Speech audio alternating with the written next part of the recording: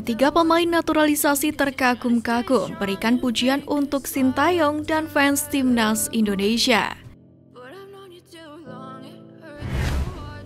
Sesi latihan timnas U19 Indonesia diikuti oleh 3 pemain keturunan. Mereka punya penilaian terhadap fans timnas dan Sintayong yang merupakan pelatih timnas Indonesia. Jim Krok, Kai Boham, dan Max Christoffel turut hadir dalam latihan perdana timnas U19 Indonesia di Stadion Madia Senayan, yakni pada Selasa 21 Juni kemarin. Ketiga pemain keturunan itu sudah bergabung dengan timnas U19 Indonesia selepas turnamen Toulon 2022 di Prancis. Selepas latihan, Jim Krok dan Kai Boham menyampaikan pendapatnya soal sosok Sintayong, pelatih timnas Indonesia. Di mana menurut Jim Krok, meski pola latihan Sintayong berbeda, namun ia bisa mengikuti setiap arahan yang diberikan. Di Belanda, kami bisa berlatih dengan sistem set, sementara di Indonesia, pemain dituntut berlatih sampai kemampuan maksimalnya, ujar Jim Krok. Penyerang Vitesse U18 itu juga menyanjung Sintayong sebagai pelatih yang bisa memotivasi pemain di lapangan. Di bawah arahan Sintayong, Jim menilai setiap pemain akan bisa mengeluarkan kemampuan maksimalnya.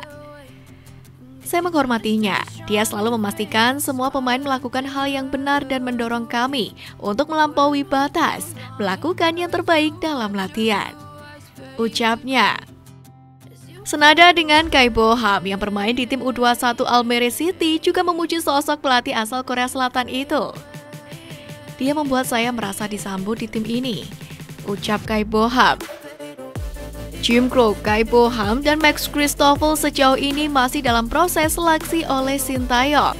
Jika sang pelatih terkesan dengan penampilan 3 pemain keturunan Indonesia itu, bukan tidak mungkin mereka akan dinaturalisasi pasca Piala AFF U19 2022.